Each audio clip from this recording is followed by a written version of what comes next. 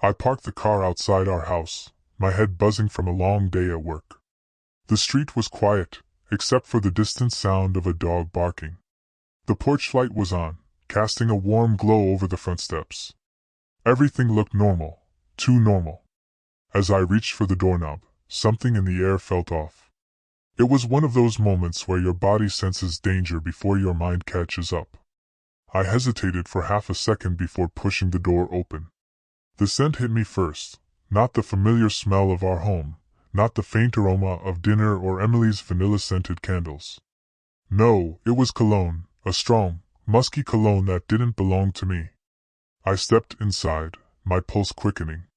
The house was eerily silent. The living room was exactly as I had left it this morning, pillows neatly arranged, the coffee table spotless. But there was something out of place. A single empty wine glass sat on the counter next to an open bottle of Merlot. There was another glass missing. I moved toward the hallway, my heart beat loud in my ears. Emily's heels were by the door, her black stilettos, the ones she never wore unless she was going somewhere special. A small folded piece of paper sat next to them. I picked it up. I can't stop thinking about last night. Same time next week. The handwriting was messy, rushed, a man's handwriting. My stomach clenched so hard I thought I might be sick. My brain refused to process it. Last night, next week? My fingers tightened around the note, my breathing shallow. Then I heard it, a soft shuffle upstairs. The bedroom. I moved before I could think, taking the steps two at a time. My legs felt weightless, fueled by something between rage and pure adrenaline. The moment I reached the top, the bedroom door clicked open. And there she was. Emily stood in front of the mirror, adjusting a tight red dress I had never seen before. Her dark hair was curled, her lips painted deep red. She looked stunning, too stunning. She turned at the sound of my footsteps, her expression shifting instantly. Not shock. Not guilt. Annoyance. "Oh," she said, her voice flat. "You're home early." I stared at her, my mind running 1,000 miles a minute. I felt like I had walked into the middle of a movie I wasn't supposed to be watching. Everything in this room, the dress, the makeup, the cologne in the air, it all pointed to one thing: she was expecting someone else. I swallowed the lump in my throat, holding up the note between two fingers. "Who wrote this?" My voice was eerily calm. Emily's eyes flicked to the note for a brief second. Her entire body went still, a single second where she realized she had been caught. Then, just as quickly, she let out a breathless laugh and rolled her eyes. "Oh my God, you're so dramatic." She turned back to the mirror, smoothing her dress as if this was the most normal conversation in the world. "It's just a joke. You seriously think I'm cheating on you because of some random piece of paper?" I stared at her, my hands shaking. Then I explained, the cologne, the missing wine glass, the fact that you're standing here dressed like you're about to walk onto a red carpet. She sighed, tilting her head, smiling like I was a child throwing a tantrum. "I went out with friends." "You're being paranoid." It was the way she said it, dismissive, bored, like I was the problem. I took a step closer. "Tell me the truth." Emily turned, arms crossed, lips pursed, like she was so done with me. "You really want to do this right now?" "Fine. I had dinner with a friend, and they left me a stupid joke note." "Happy? A friend who?" I blinked just for a second. "You don't know him." Everything inside me went cold. Before I could say another word, her phone buzzed on the nightstand, loud, urgent.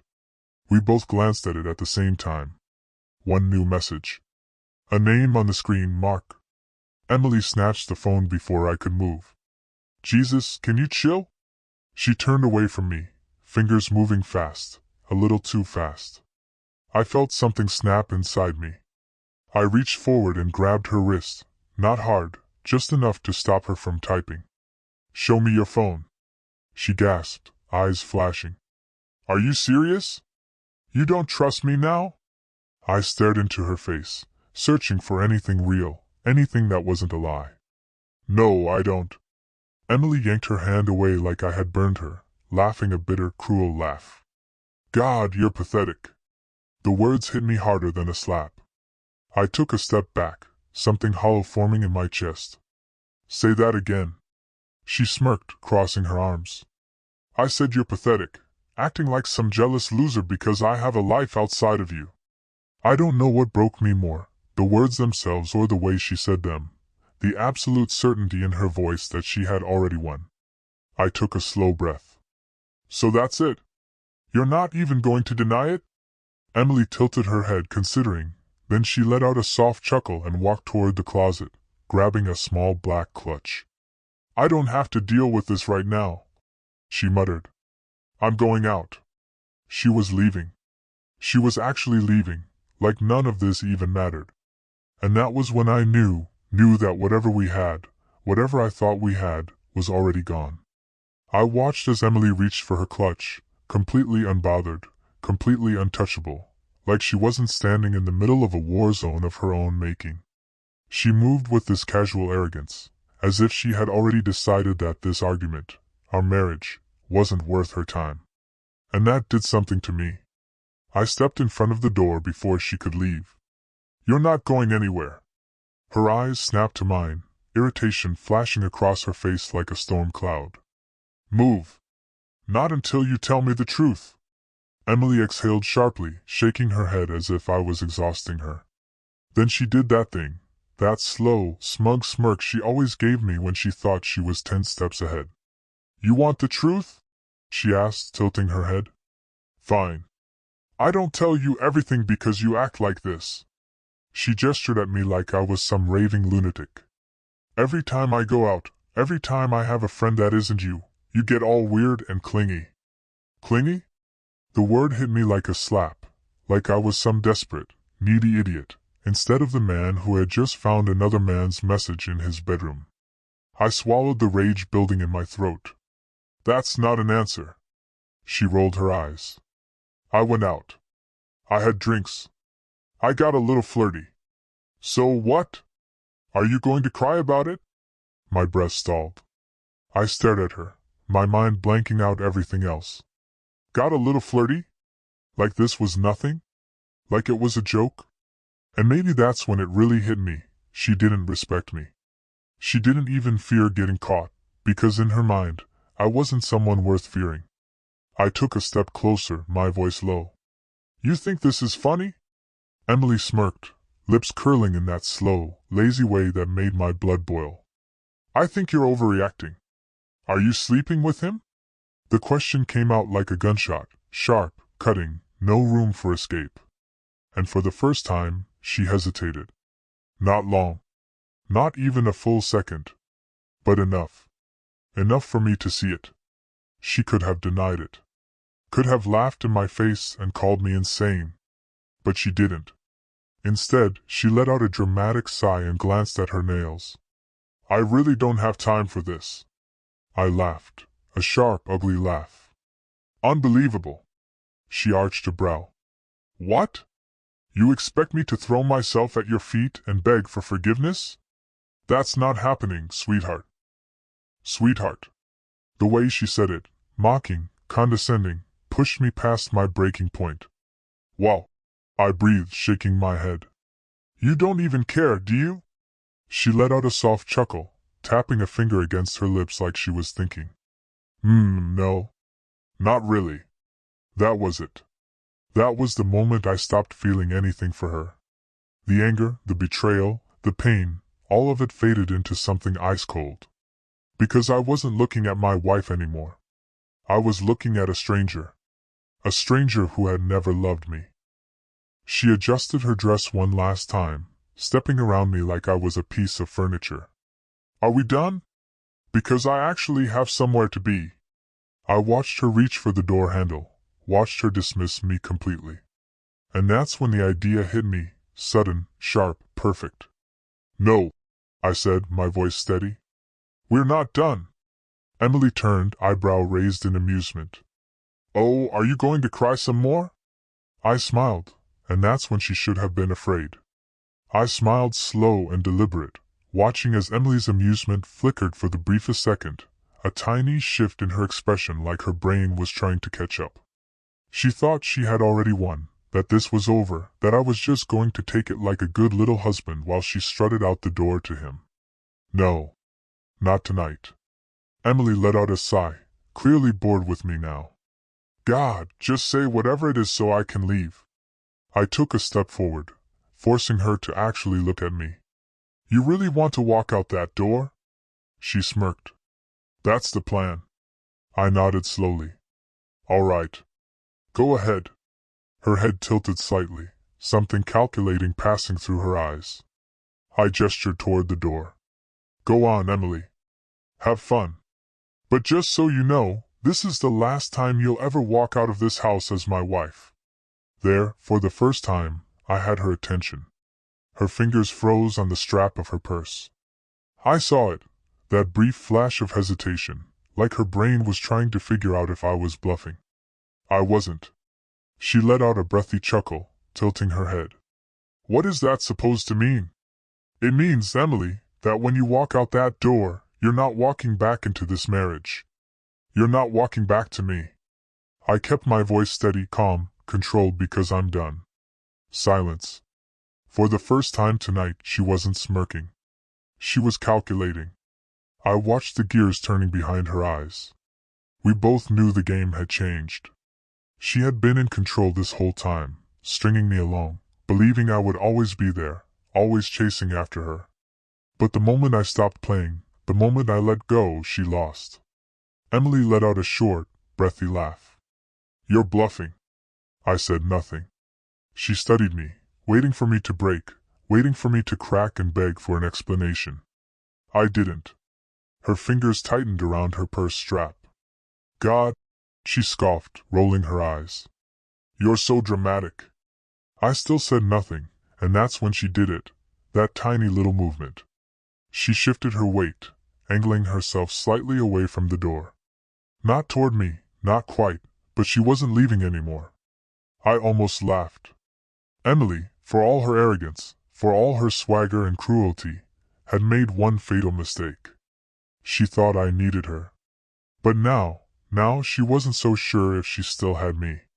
And that uncertainty, that one crack in her confidence, it was everything.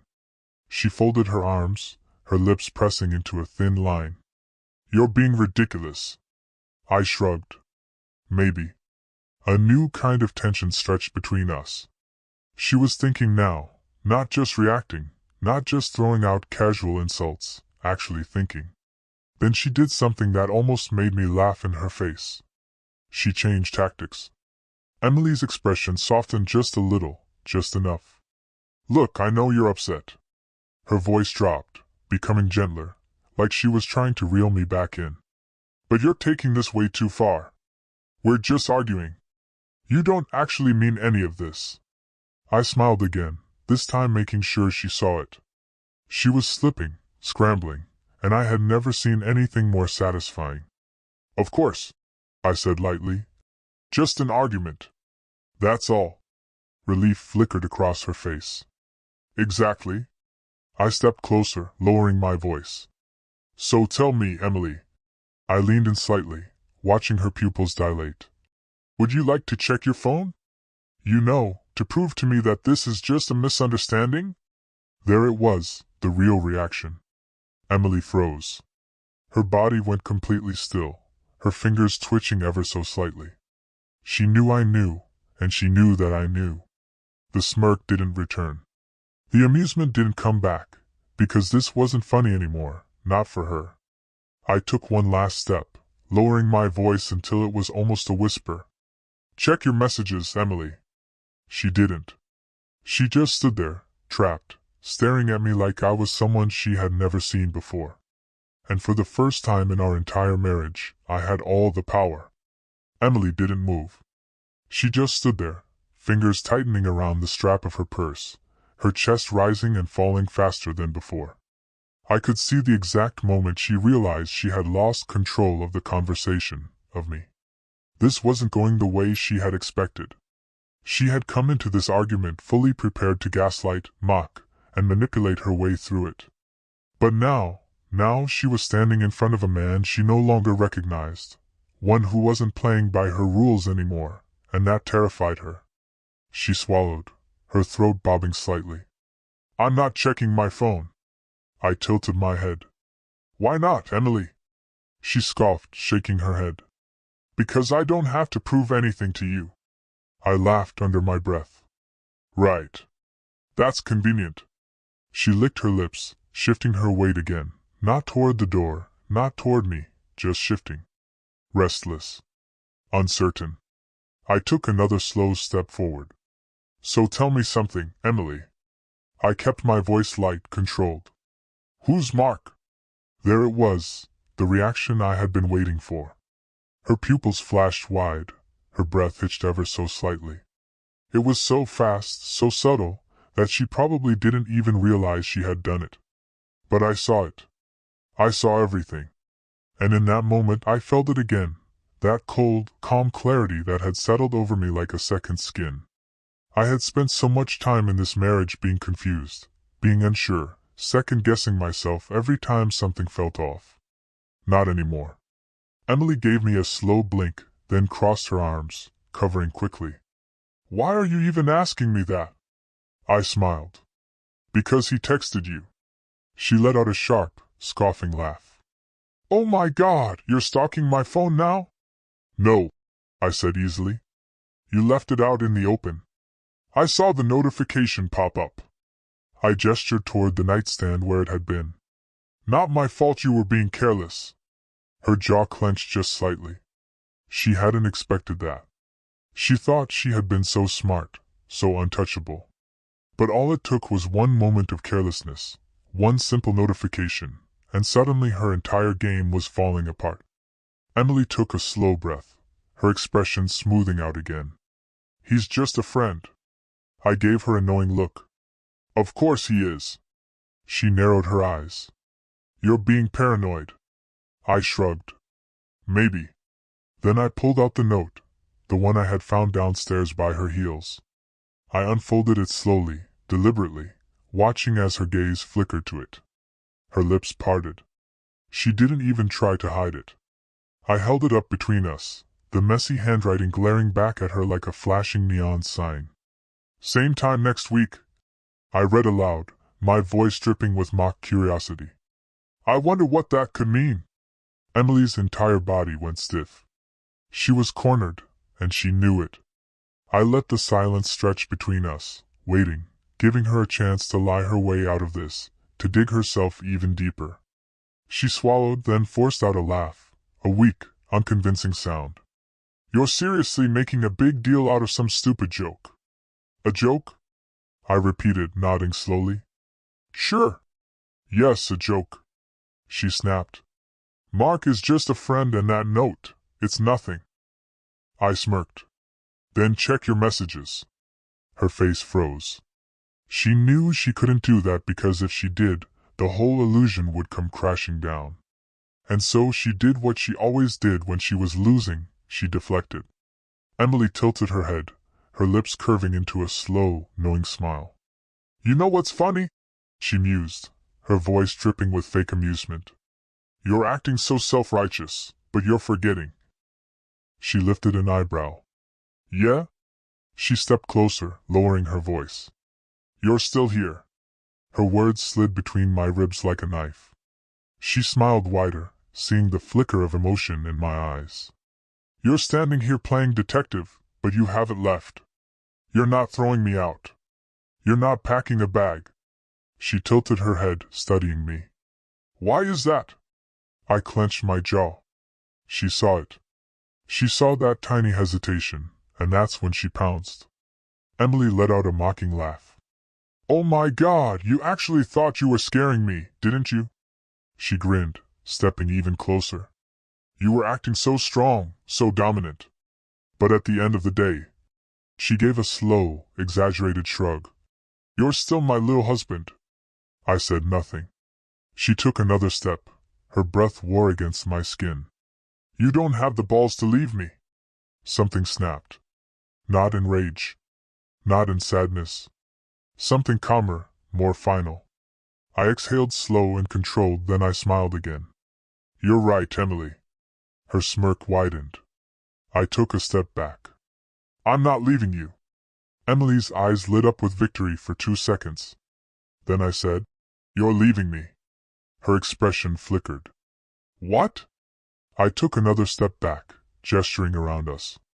This house, this life, it's mine now. I smiled wider.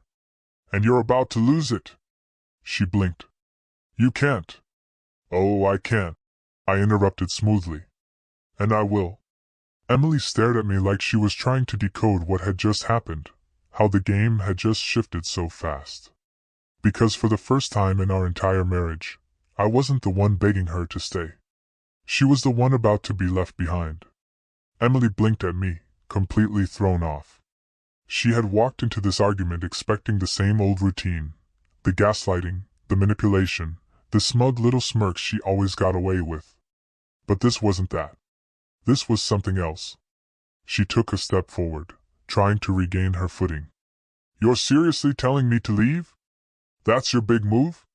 She laughed, sharp and dismissive, but there was something off about it now, a little too forced. I didn't respond. I just watched her. The silence unsettled her more than anything I could have said. Emily's fingers flexed at her sides. You don't get to decide that. I shrugged. I just did. She let out a breath through her nose, eyes narrowing. You're being ridiculous. You're mad over a note and a text message. A note, a text message, and your entire personality tonight, Emily. That got her. Her lips pressed into a thin line, the muscles in her jaw tightening. But still, she refused to admit it. Emily was the kind of person who would rather burn the entire house down than admit she was holding the match. You're blowing this way out of proportion, she snapped. I haven't done anything wrong. I let out a short laugh, shaking my head. You really don't get it, do you? Emily folded her arms, tilting her head, still playing the bored and unbothered role. But she was losing it. I could see it in the way her shoulders tensed, the way her nails dug into her arms just a little too hard. I exhaled slowly, keeping my voice even. You want to cheat? Fine. Do it. You want to lie to my face about it? Fine. But you don't get to stand in this house, my house, and act like I'm some paranoid idiot for catching you. She scoffed. Oh, now it's your house. It was always my house, I said simply. I pay the mortgage. I handle everything. You just live here. Emily's face darkened. Excuse me? I gave her a slow, deliberate look. Pack your bags. Her mouth opened, then closed. For the first time tonight, she had nothing to say, and it was beautiful. Are you insane? She finally snapped, laughing in disbelief. You can't just kick me out like some stray dog. Why not? She stared at me. I smiled. It wasn't a nice smile. You think I need you, don't you? Emily folded her arms again, but this time it wasn't smug. It was defensive. Oh, please. You do. I continued. You think I need this marriage more than you do. That's why you've been acting like this. Like I'll just take it. Like I'll always be here no matter what. She scoffed again. You sound insane. I stepped closer, lowering my voice. You want to know the best part, Emily? She didn't respond. I smiled wider. You already lost. You just don't know it yet. Her expression wavered, just a flicker, but I caught it, and I pressed harder. I bet you haven't checked your bank account today, have you? Her brows furrowed. What? I let out a mock sigh. Yeah, about that.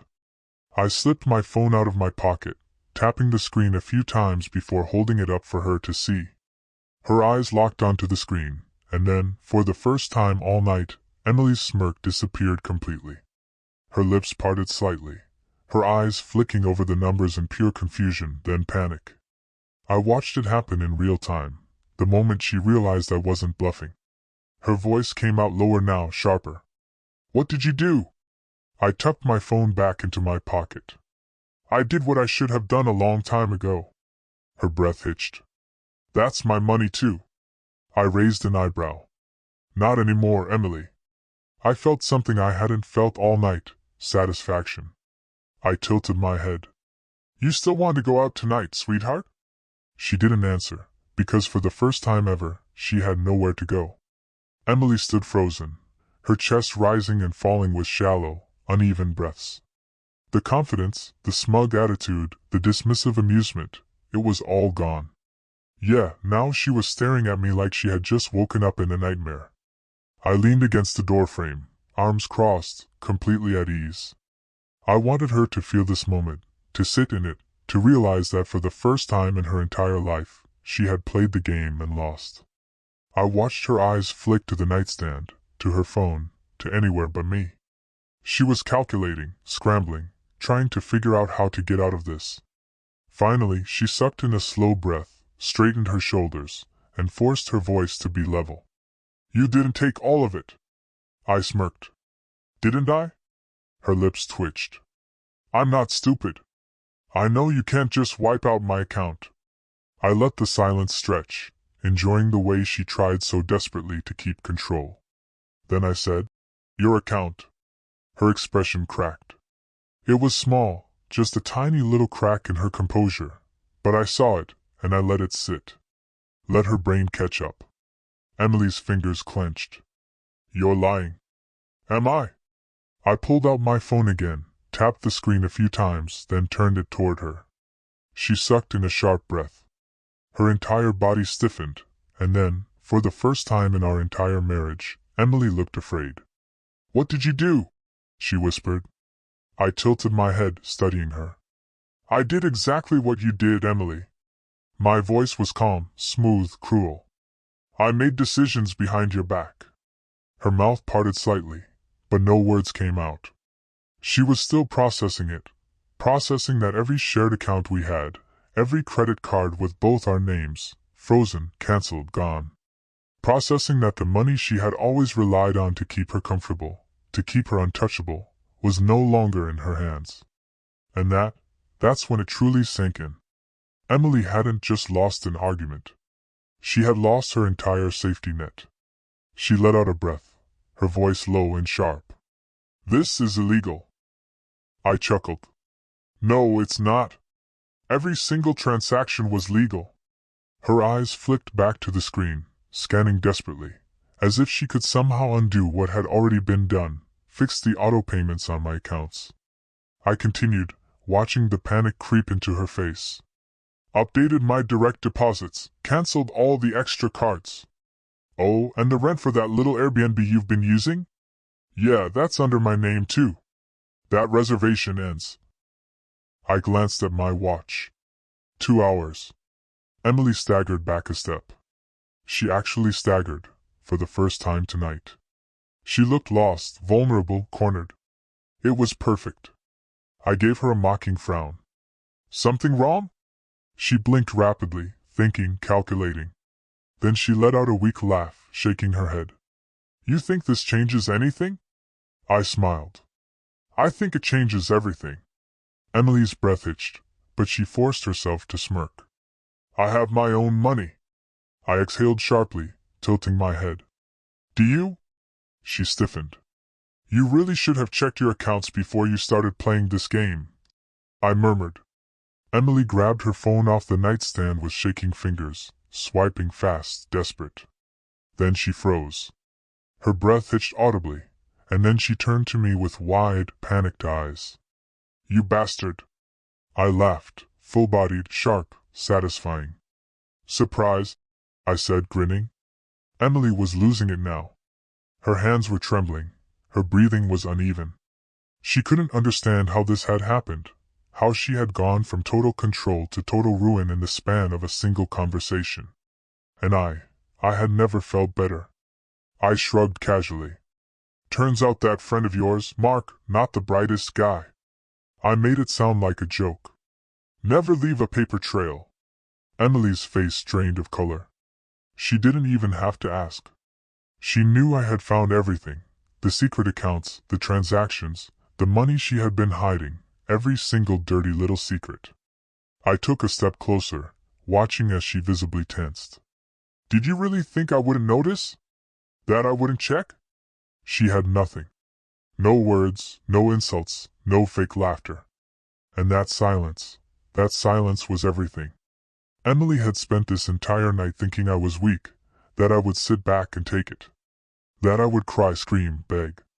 Instead, I had flipped the board, and now she was standing in the middle of my house in her stupid red dress with absolutely nothing left. I leaned in slightly, lowering my voice. "Still think I won't let you go?" Emily swallowed, and for the first time all night, she didn't have a single thing to say. Emily didn't speak. She couldn't. She stood there, her lips slightly parted, her fingers still clenched around her useless phone. And for the first time in our entire marriage, she was completely, utterly speechless. I let the silence hang between us, let her sit in it. She had spent years perfecting the art of dismissing me, mocking, laughing, twisting every argument in her favor. She was good at it, I'd give her that. But the thing about people like Emily, they only know how to fight when they have power. And right now, she had none. I watched as her breathing quickened, her fingers twitching like she wanted to hurl her phone across the room but couldn't afford to. I exhaled slowly. "You have nothing left." Emily's head snapped up, anger flashing across her face like a last, desperate shield. "You think I'm just going to roll over and let you do this?" I smirked. "I think you don't have a choice." She let out a sharp, humorless laugh. "You really think freezing my accounts is enough to get rid of me?" I tilted my head, studying her. "No, but it's a start." Emily scoffed, shaking her head, trying so hard to gain her footing. "This isn't over. You can't just cut me out like some mistake." I let out a slow, mocking sigh. "Emily, you are a mistake." Her jaw tensed. "You don't mean that." I smiled, cruel, certain. "Oh, I do." And then I pulled the final card. I reached into my pocket, pulled out a folded document, and tossed it onto the bed. Emily's eyes flickered to it. Her breath hitched. I watched as she processed what she was looking at, the familiar letterhead, the bolded title at the top, Divorce Papers. The silence was thick, suffocating. Emily blinked once, twice. Then she let out a short, breathy laugh. "Are you kidding me?" I said nothing. She picked up the papers with trembling fingers, flipping through them fast, desperately, as if she could somehow find a loophole, a way out. Then she froze. Her eyes locked onto something. Her lips parted slightly, and then she looked at me. I smiled because she had just found the part that mattered most. Her voice came out hoarse, uneven. "You already signed it." I nodded slowly. "This isn't a fight, Emily. It's a decision. And I already made mine." For the first time, I saw it, real fear. Not just frustration, not anger, not the spoiled little brat act she always pulled when things didn't go her way. No, this was real. She had spent years believing I would always be here, that I would always be an option. And now she was staring at the proof that she had been wrong. Emily swallowed hard, her fingers tightening around the edges of the paper. You can't just." "Yeah, I can." Her breath was shaky. "We should talk about this." I smirked. "Oh, now you want to talk?" She hesitated.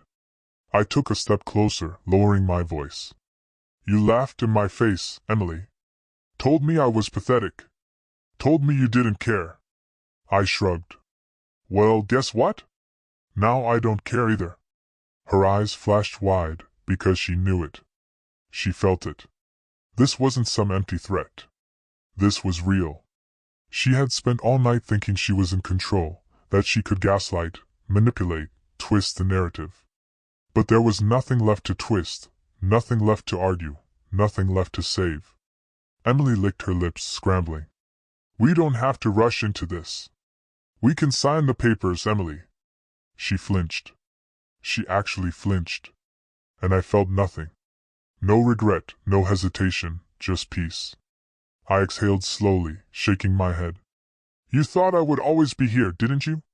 She didn't answer because we both knew the truth. Emily wasn't afraid of losing me. She was afraid of losing her security, her cushy life, the comfort of knowing she had me in her back pocket whenever she needed a safety net. She thought I'd never walk away, but now she was standing in front of a man she had never met before, a man who wasn't hers anymore. I took another step back, tilting my head toward the door. You should start packing. Emily didn't move. Didn't blink. Didn't breathe. And for the first time in her entire life, she had no idea what to do next. Emily stood there, gripping the divorce papers like they might disintegrate if she let go. Her fingers were white at the knuckles, her breath shallow. But her eyes were burning. This was it. I had backed her into a corner, taken away every single escape route, every smug little game she loved to play. And now she had two choices: sign the papers or lose everything trying to fight them. I could see her brain racing, scrambling to find an angle, a loophole, a way to flip the power back in her favor. But there wasn't one. Not anymore. She let out a sharp breath, tossing the papers onto the bed like they physically offended her. You really think I'm just going to sign these? I smiled, slow and deliberate. I don't think, Emily. I know. Her lips curled into a sneer. You're delusional. I shrugged. And you're out of time. Her jaw clenched. You don't get to decide that. Sure I do. I gestured to the papers. That's my decision right there, signed and done. You're the one who still has to make a choice. I tilted my head. And if I were you, I wouldn't drag this out. She laughed, a harsh, bitter, desperate laugh. Or what? What are you going to do, huh? I let the silence stretch. Then I said, calm and casual. Well, let's see. You don't have a place to stay. You don't have access to our accounts. I pulled out my phone, swiping to a folder I had saved specifically for this moment, before holding it up for her to see. Emily's entire body stiffened, because on the screen, photo evidence. Screenshots of messages between her and Mark. Bank statements showing her transferring money into hidden accounts, hotel receipts, proof. Undeniable, irrefutable proof. Emily's breathing hitched, and I just stood there, watching the exact moment she realized, truly realized, how bad this was for her. Where did you get those? Her voice was tight, shaking at the edges. I tucked my phone back into my pocket. You really think I didn't see this coming? Her hands curled into fists. You have no right. I laughed. Oh, but you had the right to do it. She opened her mouth, then shut it because there was no comeback for that. Emily never expected consequences. She was the type of person who walked through life untouchable, burning bridges without a second thought because there was always another one waiting. But now there was nothing left to burn. She let out a slow, controlled breath, changing tactics. Her voice softened just slightly. Look, let's just take a step back, okay? I smirked. There it was, the shift. The sweetness, the fake concern, the manipulation kicking in. When everything else failed, Emily took a step closer, tilting her head. Voice low and gentle. I know you're mad, but we don't have to rush into this. You and me, we've been through a lot. Maybe we should stop. She froze. I shook my head, smiling just a little. You don't get to do that. Her brows furrowed. Do what? I exhaled slowly, stepping past her, grabbing the divorce papers from the bed and holding them out to her. Her gaze flickered to them, hesitating. Cut the act, I murmured. Sign the papers. Emily licked her lips. And if I don't? I leaned in slightly, voice dropping.